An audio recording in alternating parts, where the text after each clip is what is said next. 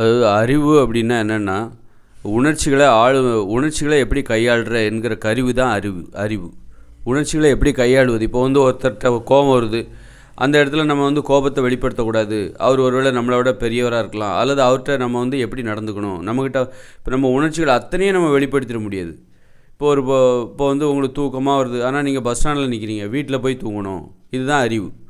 உணர்ச்சிங்கிறது உங்களுக்கு தூக்கம் வருது, அந்த நேரத்தில் உங்களுக்கு தூக்கம் வருது, ஆனால் இது பஸ் ஸ்டாண்டு அல்லது அப்படின்னு சொல்லிட்டு நம்ம என்ன வீட்டில் போய் தூங்கணும்.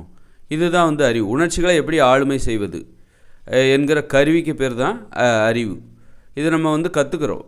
அப்புறம் வந்து இப்போ வந்து நீங்கள் வந்து ஏன் வீட்டில் இருந்து ஏன் ரோட்டில் படுத்து நடு ரோட்டில் உட்காந்து ஏன் சாப்பிடக்கூடாது அப்படின்னா, இங்கே சாப்பிடக்கூடாது.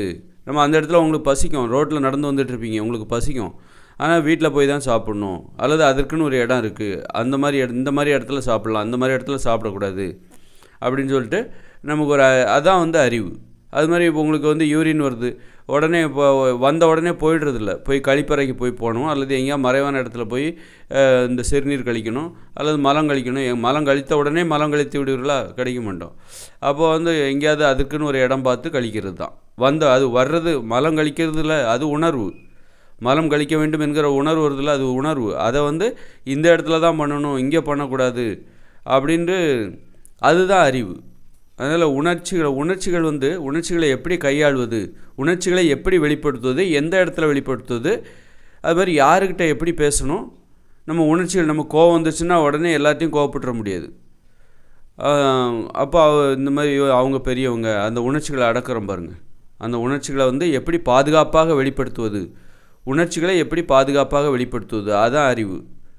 இப்போ ஒரு பொண்ணு அழகாக இருக்கிறா, உடனே வந்து அவள்கிட்ட போய் ஐ லவ் யூன்னு சொல்லிட முடியுமா? அவள் யார், என்ன ஏது விசாரித்து வாய்ப்பு இருக்கா இல்லையா அப்படின்னு பார்த்து தான் ஐ லவ் யூ அப்படின்னு சொல்லணும். இல்லை சொன்னாலும் பிரயோஜனம் இல்லை, அவள் நம்மளை ஏற்றுக்க மாட்டா அப்படின்னா வேண்டாம், விட்டுரு, அது வச்சிக்க போவோம், ஆசை அப்படியே மனசுக்குள்ளே வச்சிக்கோ அப்படின்னு அந்த உணர்ச்சிகளுக்கு ஒரு சமாதானம் சொல்வது, அதுதான் அறிவு. அதை நம்ம வந்து இழந்துடக்கூடாது, அதுக்கு தான் வந்து அறிவு. அப்போ உணர்ச்சி வசப்பட்டு சிலர் வார்த்தை அப்படியே அந்த அறிவு என்பது இல்லாத போது என்ன பண்ணுறாங்க, உணர்ச்சி வசப்பட்டு சண்டை கண்டை வரும்போது வார்த்தையை வந்து விட்டுருவாங்க. அப்படியெல்லாம் அப்புறம் பின்னாடி கடந்து வருத்தப்படுவோம், ஐயோ அறிவு இல்லாமல் இந்த மாதிரி பண்ணிட்டோமே, இந்த மாதிரி பேசிட்டோமே அப்படின்னு சொல்லிட்டு.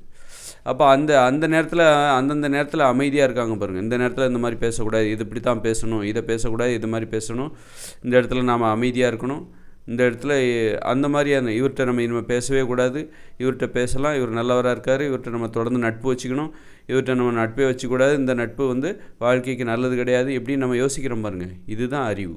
உணர்ச்சிகளை கையாளுகிற கருவிக்கு பேர் தான் அறிவு.